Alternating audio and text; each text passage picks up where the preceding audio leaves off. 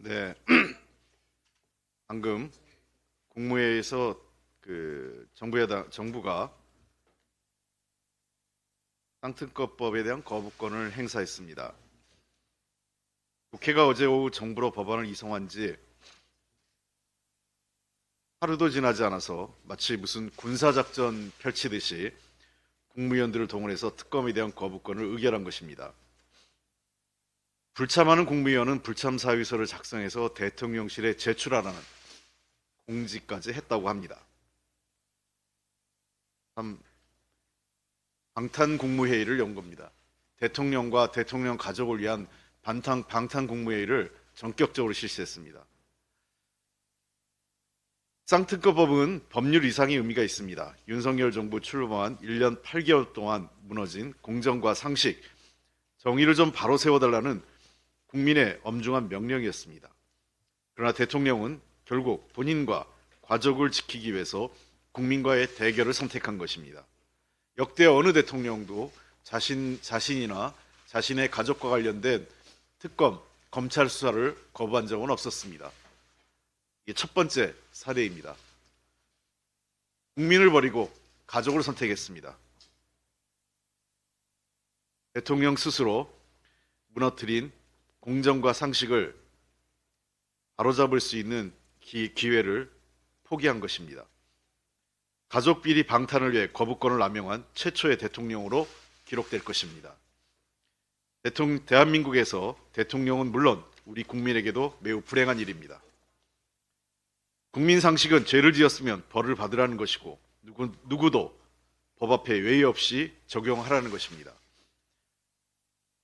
대통령이라도 또 대통령의 가족이라도 예외가 돼서는 안 됩니다. 국민에게 맞서서 이기는 권력은 없습니다. 대통령과 정부 여당은 거부권 행사로 모든 상황이 끝났다고 생각하면 큰 오산입니다.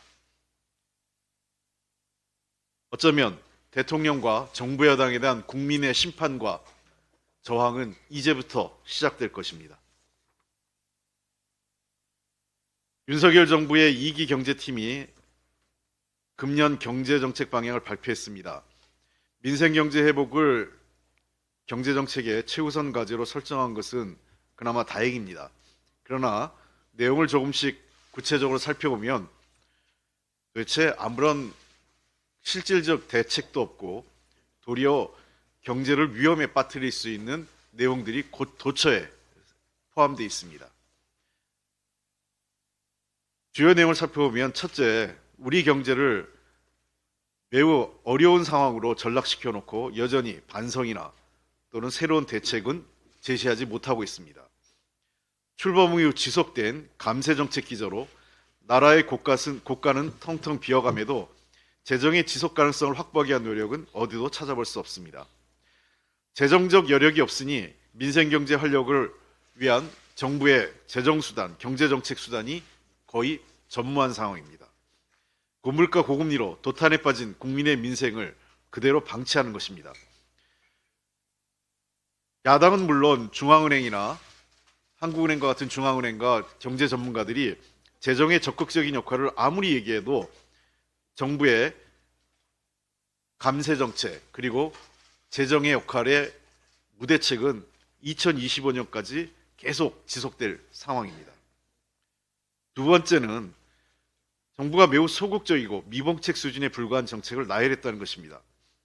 현재 한계 상황에 봉착한 자영업자와 소상공인 대부분이 비은행권 고금리 채무에 몰려 있음에도 이에 대한 지원이 매우 소극적이고 사실상 전무하다고 해도 과언이 아닙니다.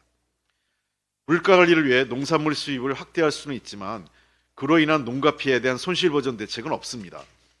농산물 가격 하락에 따른 농가의 손실 보전을 위해 농산물 가격 안정제도 도입에 적극적으로 나서야 함에도 이에 대해서는 무시로 일관하고 있습니다. 보다 신속하고 투명한 프로젝트 파이낸싱 구조조정이 절실함에도 돌려막기 수준의 정책으로 현재 위기를 모면하는 지원책만 제시하고 있습니다. 셋째, 말로는 건전재정을 얘기하고 있지만 정책 실장은 감세정책, 이러니 어떠한 정책적 수단도 제시하지 못하는 것입니다. 말로는 건전재정을 외치면서 총선용 감세정책을 계속해서 발표하고 있습니다. 그럼에도 이번 발표에서 논란을 피하려 상속세 체계 개편, 금투세 폐지 등은 또 언급하지도 않았습니다. 대통령은 현장 가서 얘기하고 정부의 경제팀은 여기에 포함시키지 않고 도대체 대통령 말은 그 경제부총리가 무시하는 겁니까? 또는 이거는 전혀 경제정책에 검토하지 않은 내용을 대통령이 일방적으로 현장에 가서 발표하는 겁니까? 도대체 어느 게 사실입니까? 빚은 빚으로 갚고 빚내서 집사라는 정책은 유지하면서 가계부채를 안정적으로 관리하겠다는 것은 앞뒤 안 맞는 엉뚱한 현실에 전혀 부합하지 않는 가계부채 대책입니다. 개발제한구역 해제는 지방 살리기가 아닌 수도권 집중과 지방 소멸만 가속할 것입니다. 말과 행동이 모순되니 국민 분노만 커지는 것입니다. 네 번째, 무책임한 정책으로 국민은 무시하고 민생은 방관하는 경제기조라는 것입니다. 전세 사기 피해 대책은 선보상 후 구상권 청구가 핵심입니다. 이 내용을 골자로 하는 민주당의 전세 사기 피해 방지법은 논의도 없이 반대만 하고 있습니다. 매 10만 호의 주택 공급 약속은 윤석열 대통령의 대선 공약인데 지난해 5만 호도 못 채운 것에 대한 반성은커녕 내년도 목표를 9만 호 공급으로 축소해서 발표하고 있습니다.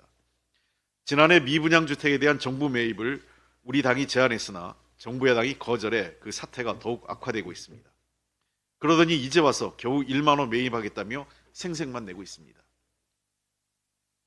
결국 정부의 2024년 경제정책 방향은 경제를 살리고 민생을 책임지겠다는 의지나 대책이 없습니다.